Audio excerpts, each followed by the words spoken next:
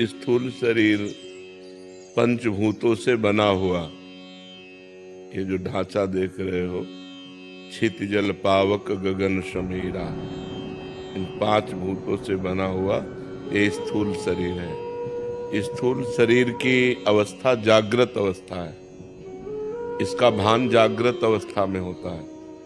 सूक्ष्म शरीर पांच ज्ञानेंद्रियां, पांच कर्मेंद्रियां, अंतःकरण चतुष्टय, मन बुद्धि चित्त अहंकार, ये सूक्ष्म शरीर है। इसका भान स्वप्नावस्था में होता है और इस स्थूल को चलाने वाला सूक्ष्म शरीर है और सूक्ष्म शरीर को प्रभावित करने वाला कारण शरीर है।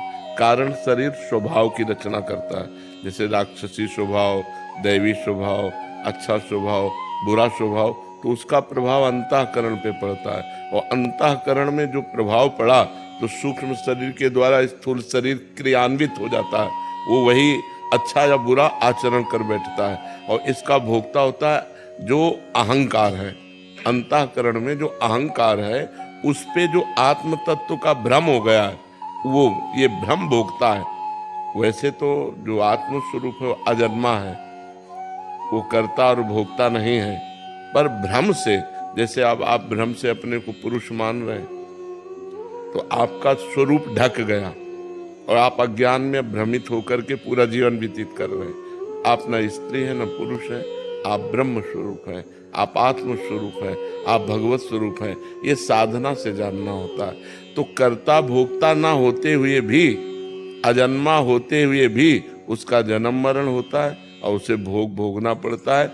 भ्रमात्मक, कैसे भ्रमात्मक? जैसे स्वप्न में कोई सिर काटे तो बिना जागे दुख दूर नहीं होता, जो सपने सिर काटे कोई, बिन जागे दुख दूर न होई। ऐसे ही बिना ज्ञान में जगे ये अज्ञान परंपरा नष्ट नहीं होती है। तो समझ में आया? स्थूल सूक्ष्म कारण और इन तीनों में अहंकार जो कर्ता भाव है, भोक्ता भाव है, अपनापन कर लिया, यही भ्रम ही बार बार जन्म मरण आत्मा को कराता है। नहीं तो आत्मा अजन्मा है और अभोक्ता है और अकर्ता है। वो दिव्य चिदानंदमय है, कभी वो मलिन हो ही नहीं सकता, पर मलिन को स्वीकार करने के कारण वो मलिन हो गया है। इसीलिए